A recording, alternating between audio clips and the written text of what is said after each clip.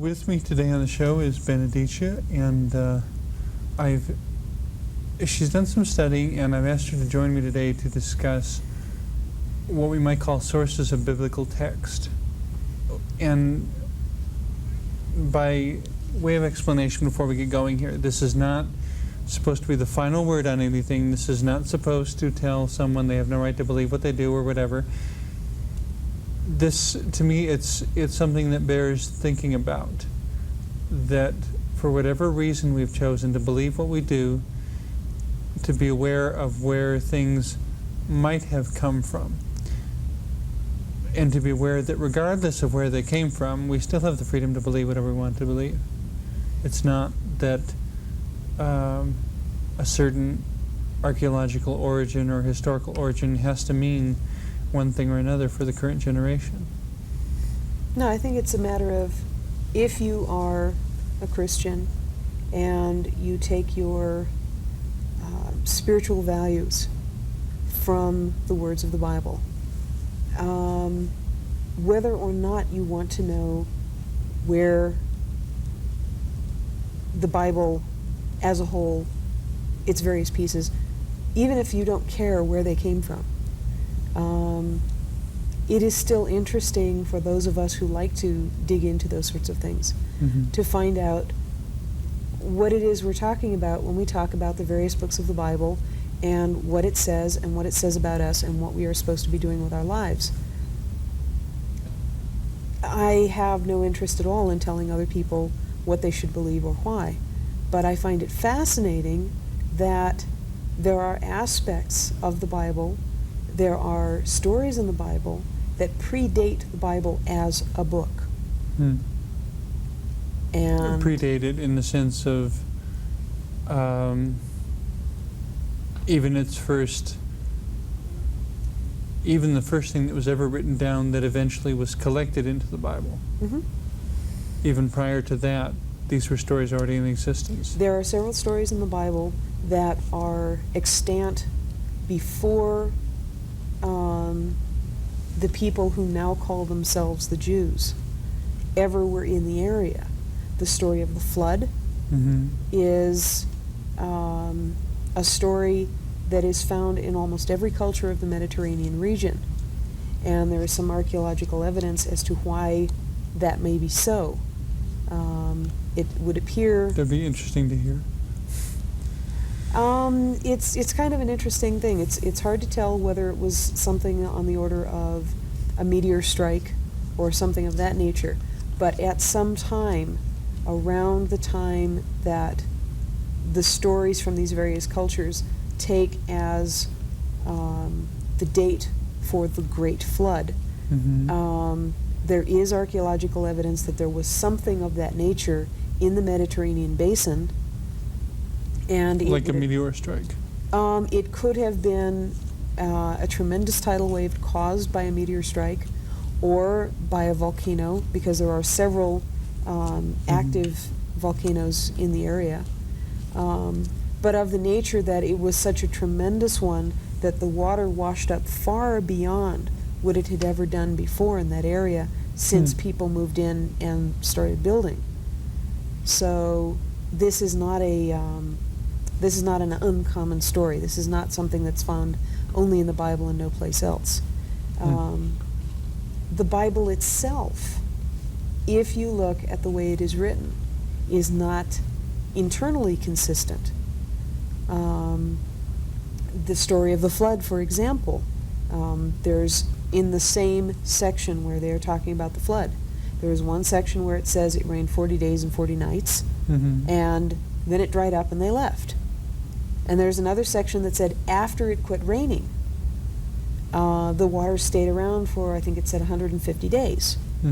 So even internally, the Bible is not necessarily consistent, but if you start looking at things like, how does this particular verse say that something happened? And then you find where it's repeated but slightly differently, you will eventually start finding within each set internal consistencies that will allow you to say, okay, the one that says 40 days and 40 nights and 2 animals of each kind. This is all. Mhm. This all goes together. Yeah. This one says 40 days, 40 nights, 150 days of flood, and 7 pairs of the clean animals and 1 pair of the unclean animals. Those go together. Mm-hmm.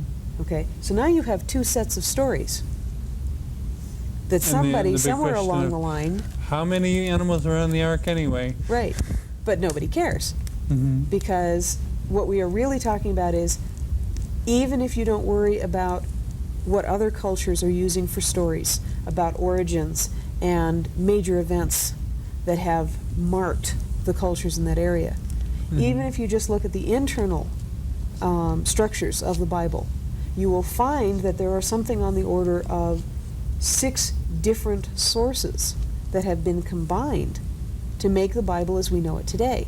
Hmm. And then if you try and come all the way up to the 20th century, you've really got a problem, because not only do you have at least 6 contributors just to the Old Testament as we know it, but then it has gone through, at least to get to the Bible that most people use today, you have gone through at least a dozen translations. Mm-hmm. And you know the problem that you have with translation, even when you're talking about translation from 2 contemporary cultures. When you're trying to translate not only from a foreign language, but from a culture that is separated from you in time, so that you don't necessarily know the cultural background that produced this language, you're really going to run into problems. You have to remember that every language is more than just the words. Mm-hmm. You know, which, when you talk about translation, then you have to talk about what kind of translation. Sure. Is it conceptual? Who's translating it and why? Who's translating it and why? But additionally, are you translating concepts or you're translating words? Ideally, you're trying to do both, but this is something that is pretty much a 20th century concept, as a matter of fact, because the assumption up until the science of psychology was created, the assumption was all you have to do is translate words straight across. But even today, you run into problems, for example, with something as common, as easily understood as French. Mm-hmm. The French do not have a word for hot. This is something that a lot of first-year French students really bang their heads over. Mm-hmm. What do you mean it's warm? Because when we think of warm, we think of it's warm, it's touchable. Mhm. In the French language, that's not necessarily true. Warm can also mean, ouch, don't do that, it's hot. Mm-hmm. But they don't have a separate word for it. So warm is anything that you touch that's warmer than your own temperature, Interesting. no matter how hot that may be. There are cultures where the concept of numbering is object-based, so that you can't count a whole bunch of dissimilar objects. You can only count that many grains and that many sheep, but you can't say, combined I have, between grains and sheep, I have 3,000. You can't do that in certain languages. Because the when you- language just isn't set up for it. Right. So when you're trying to translate from something where the culture itself is removed from you, not only by distance, but by maybe a couple thousand years, and especially when you start looking at the original books were in one language, somebody came along and translated them to what was then the vernacular. Several hundred years later, somebody else translated them again into what was then the vernacular. So you're not even talking about each translation going back to the original and trying to interpret in terms of their own cultures. You're talking about a serial translation. But even if you did go back to the original, you wouldn't understand it the way the original people did. Depending on whether or not you had studied their culture, and how much do we know about some of the cultures that some of these books have come Well, from. There you would get into speculation of just how much can you really put yourself in the other person's shoes. Mm-hmm. You know, for those who would say completely, I guess I would offer the challenge of men and women understanding what it is to be each other. Good luck. That's what I said. Anyway, back to our discussion of biblical sources. Yeah, to me, I guess it's not so important where the text came from, is that when I read it even today I can still get something from it, but I think it's much more relevant to my own experience and who I am, as I read that I just respond to it.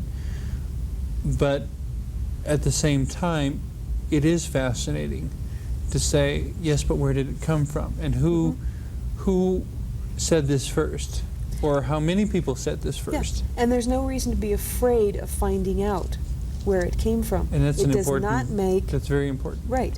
But it does not make the ideas and ideals, more importantly. Mm-hmm. It does not make them wrong or irrelevant. Mm-hmm. It simply gives you a grasp of how was that particular concept developed?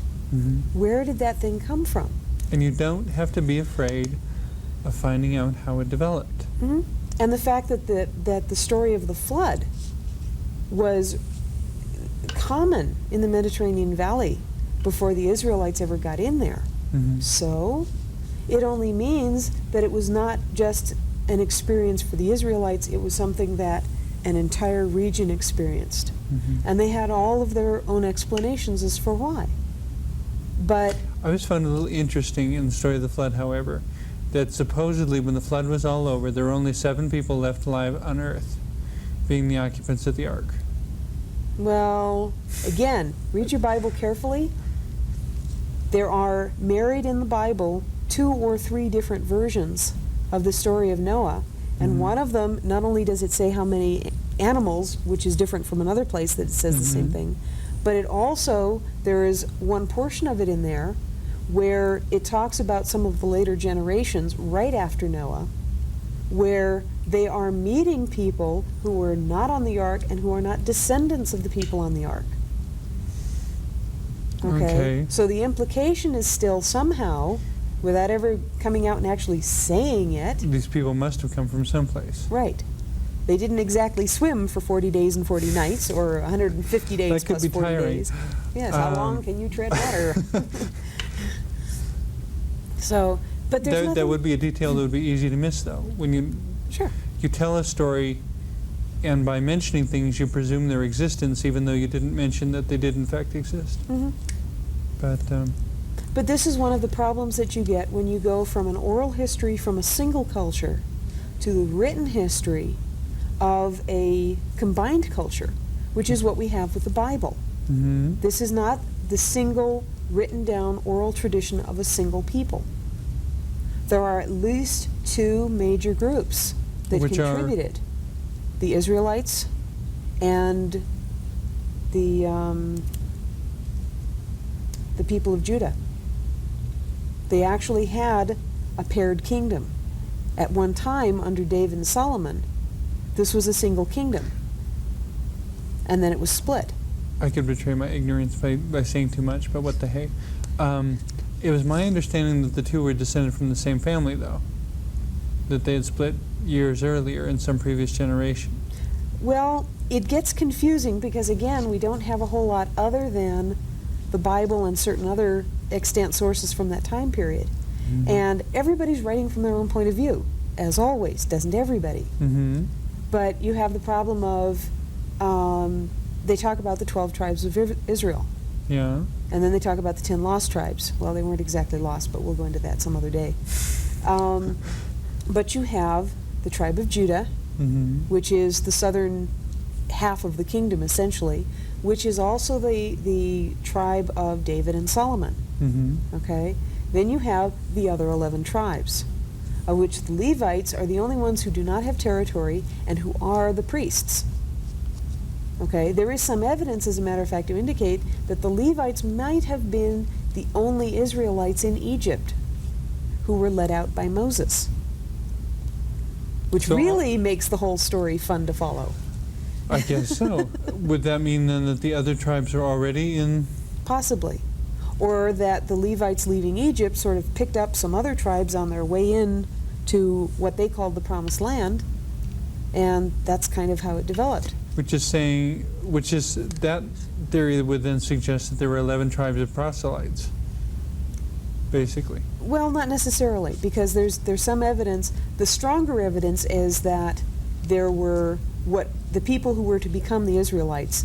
They were a tribal group They had that sort of a structure, probably descended from northern tribes coming south during the Ice Age, and that a whole bunch of them were captured, enslaved, sent to Egypt, and finally escaped and came back home, where they sort of mingled with the people who had not been taken away, who remained on territories, and the Levites became priests because that was the only way they could support themselves. And because when they came back, the land had already been deeded over to all their other siblings from however many generations before. Sure. So there was no land left to sign over to them. Right. So they made their living by being priests. It's an interesting thing to ponder. So, and as a matter of fact, if you read through the Bible, there are a whole bunch of places where you'll find one verse says one thing and one verse says another thing. And it's the same story. And you look at that, and if you're reading critically, you keep banging into these things until you realize, okay, this is telling it from this point of view, this is telling it from this point of view. So if we sort them back out again, you wind up with little piles. And you wind up with one that tells it from one point of view and one that tells it from a different point of view, and somebody else who's retold it from a third point of view a couple of generations down the road. But remember that you're talking about the same picture. Yeah. Just there's all these different ways of seeing things. But as any collection of stories always is for, it is to tell the story of a people from a particular point of view, most of the time to justify where they are today. And that's where things really can get skewed. Sure. When And you're trying to justify something. The story of King Richard. Okay. You know, he's supposed to have killed the two princes in the tower. Well, Okay. there are a couple of problems with that story. One is the princes, there is extant documentary evidence that they were still alive after Richard was dead. So why would even any of his supporters bother killing them?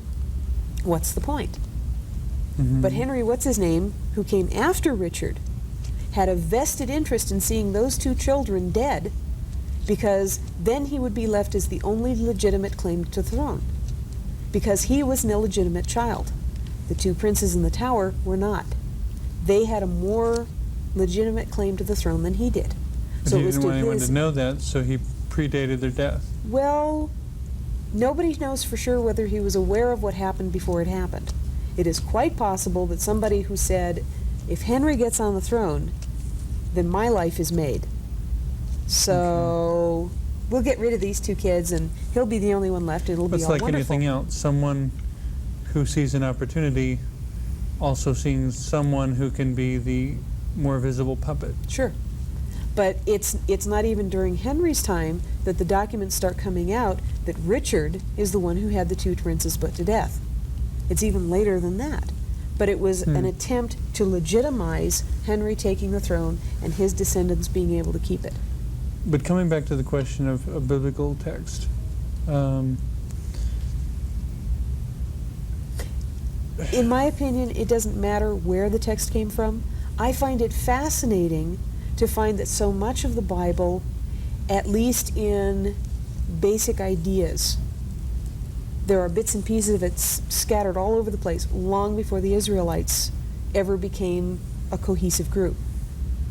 You can find the Sumerians... We've been talking a lot about the Old Testament. What about the New Testament? Same problem. Who's writing it? Why? What good does it do them? Okay, but here, this is where it gets a little bit more touchy, because there are a lot of people that, okay, fine, they're willing to accept that the Old Testament may have been authored by a few more people than is currently given credit. When it comes to the New Testament, there are people who are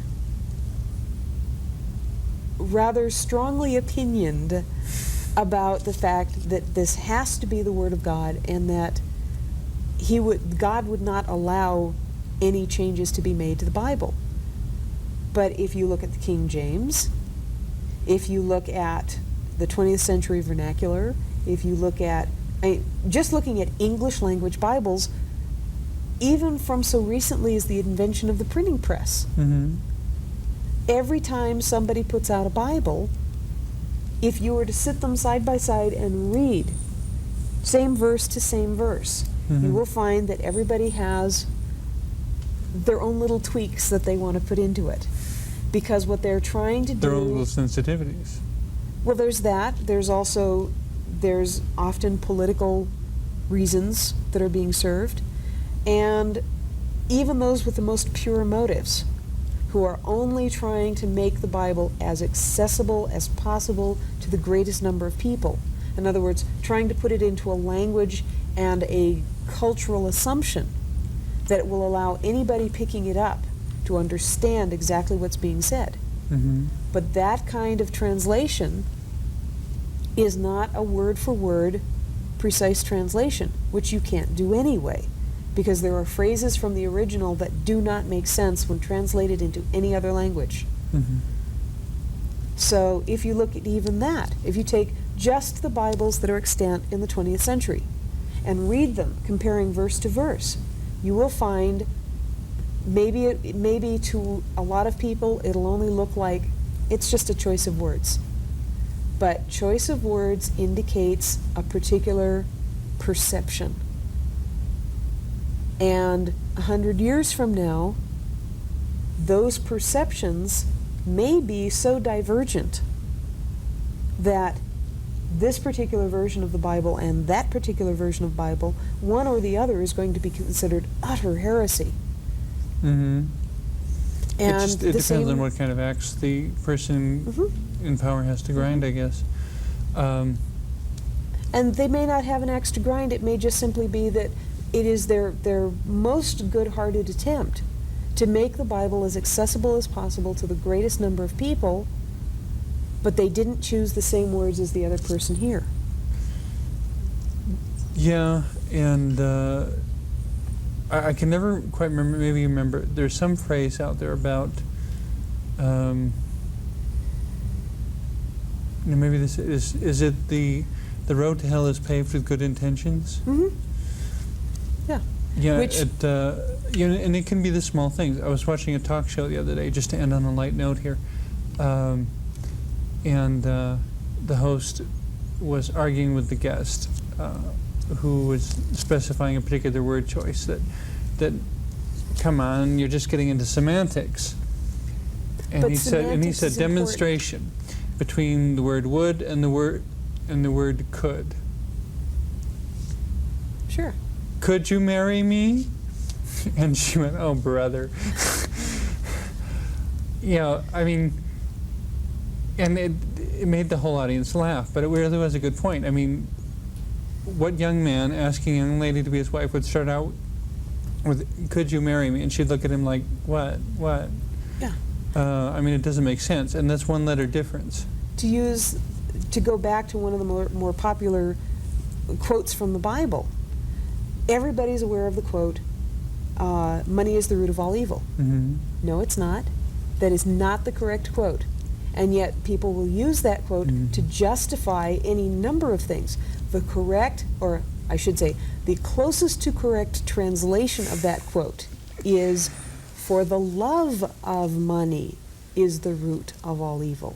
Money itself is neither good nor bad. It's what you do with it. And as a matter of fact, all through the Bible, that's the basic idea. It's not what it is, it's what do you do with it. Exactly. And that's probably the best note to end on. Thank you for being with us today and sharing. Thank you. We appreciate all this stuff to think about.